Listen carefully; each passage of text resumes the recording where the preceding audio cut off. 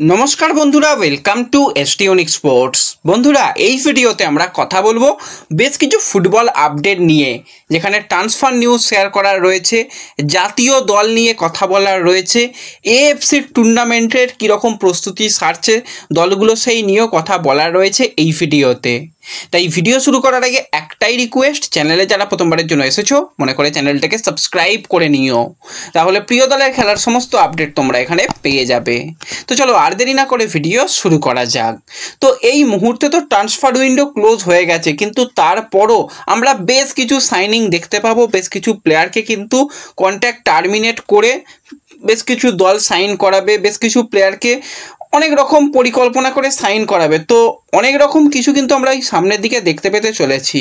তো সেইভাবেই তোমাদের বেশ কিছুদিন ধরে, শুধুমাত্র বেশ কিছুদিন ধরে নয়, অনেক দিন ধরেই একজন প্লেয়ারকে নিয়ে আপডেট দিয়ে আসছিলাম যে যত তাড়াতাড়ি এই প্লেয়ারকে সাইন করানো সম্ভব, সাইন হলে কিন্তু ভালো অপশান হবে ইস্ট বেঙ্গলের জন্য। তো সেই প্লেয়ার হচ্ছে 24 বছর বয়সী রাইট মিডফিল্ডার, রাইট উইঙ্গার, এমনকি রাইট ব্যাক পজিশনের প্লেয়ার আব্দুল রফি, যে কিন্তু হায়দ্রাবাদ ছাড়ার জন্য সমস্ত রকম পরিকল্পনাই করে নিয়েছিল।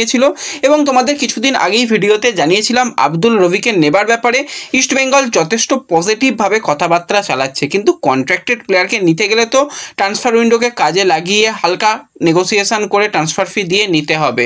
তো সেই রকমভাবেই থাংবয় সিংটো কাজ চালাচ্ছিল, কিন্তু মাঝখানে ইস্টবেঙ্গলের দল গঠন বেশ কিছুটা থমকে গিয়েছিল এবং সেই জায়গাতে এটুকুও বলেছিলাম যে তার কাছে আরও বেশ কিছু দলের অফার কিন্তু রীতিমতন এসেছে। তো আজকে যেরকমটা আপডেট আসছে, এই আব্দুল রফির ব্যাপারে কিন্তু অনেক দূরই কথাবার্তা এগিয়ে রেখেছে এফসি গোয়া। সব কিছু ঠিকঠাক থাকলে এফসি গোয়ার জার্সি গায়ে মাল্টি ইয়ার ডিলে কিন্তু আব্দুল রফি সাইন করতে চলেছে, কারণ আব্দুল রফি এর আগে মানালোর আন্ডারে খেলেছে এবং মানালো কিন্তু খুব ভালোভাবে আব্দুল রফিকে চেনে। একদম ইউথ সিস্টেম থেকেই বলতে গেলে মানালোর আন্ডারের প্লেয়ার আব্দুল রফি বলতেই হয়।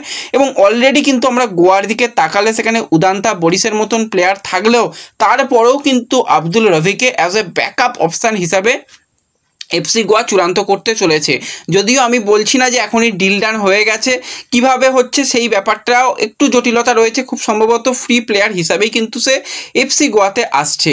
তো ইস্টবেঙ্গল কেন যে এই প্লেয়ারগুলোকে নেয় না বুঝি না। সেই দিনের শেষে গিয়ে অনেক এজের প্লেয়ার, যারা একদম বলতে গেলে কোনো দলে ফার্স্ট 11-এ চান্স পায় না, রিজার্ভ বেঞ্চে বসে থাকে, সেই সমস্ত প্লেয়ারদের সাইন করায়। কিন্তু এই রকম ভার্সেটাইল প্লেয়ার যে কিন্তু মিডফিল্ড থেকে শুরু করে অ্যাটাক থেকে শুরু করে ডিফেন্স সমস্ত পজিশানে খেলতে পারবে, তাদের সাইন করাতে পারে না। জানি না, এই ব্যাপারটা কিন্তু খুবই খারাপ লাগলো।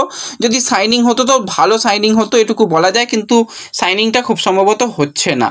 এবং থাংবয় সিংটোকে নিয়েও কিন্তু বেশ কিছু মানুষের প্রশ্ন রয়েছে। ইস্টবেঙ্গলের এক পক্ষ বলছে থাংবয় সিংটো ভালো কাজ করছে, বেশ কিছু প্লেয়ারকে তার জন্য নেওয়া সম্ভব হয়েছে, কিন্তু অনেকেই আবার খুশি নয়। তো থাংবয় সিংটোর যে ঠিক কী কাজ সেটা কিন্তু এবছরে আমরা এখনও পর্যন্ত স্পষ্টভাবে দেখতে পেলাম না। দল গঠনের কাজে কিছু প্লেয়ারের ক্ষেত্রে অবশ্যই ডেফিনেটলি, যেমন এডমন্ড, রায়না, রামসাঙ্গা, এই তিনজন প্লেয়ারকে সাইন করানোর জন্য কিন্তু থাংবয় সিংটোর অবশ্যই গুরুত্বপূর্ণ অবদান রয়েছে, কিন্তু আরও তো অনেক পজিশনে প্লেয়ার দরকার ছিল। সেই জায়গায় কেন ফ্রি প্লেয়ার, একটু আই লিগের দেখে প্লেয়ার বা একটু অন্যান্য জায়গা থেকে প্লেয়ার নেওয়া গেল না, সেই নিয়ে কিন্তু অবশ্যই প্রশ্ন থাকছে।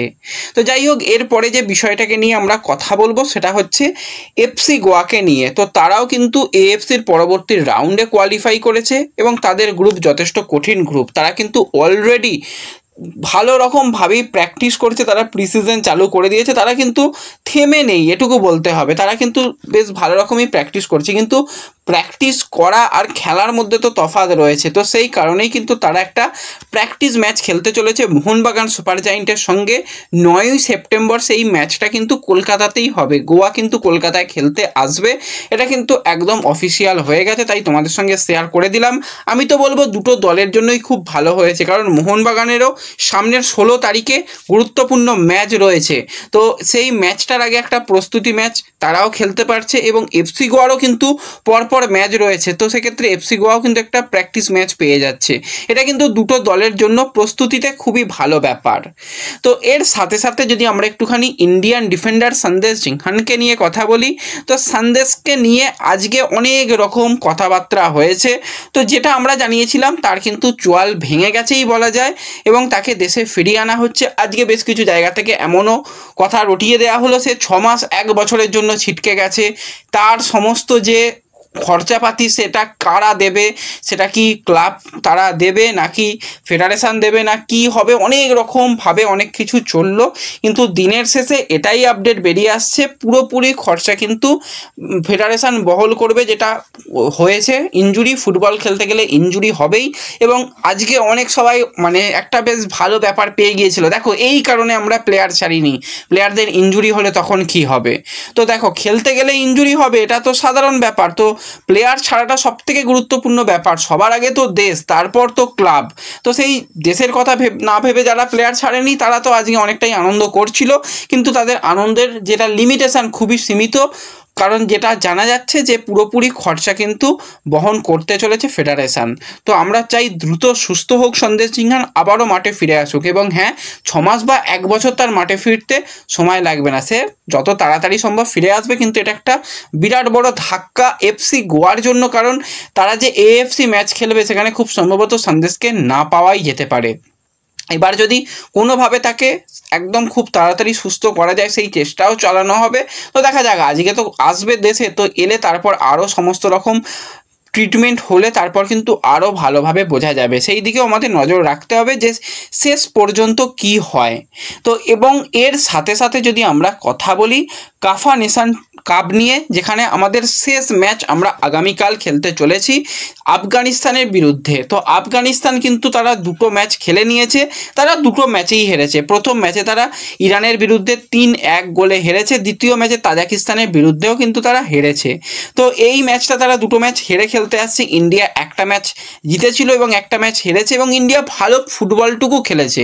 এটুকু বলবো, এর আগে এই ফুটবল আমরা দেখতে পাইনি, এর থেকে জঘন্য ফুটবলই খেলেছে।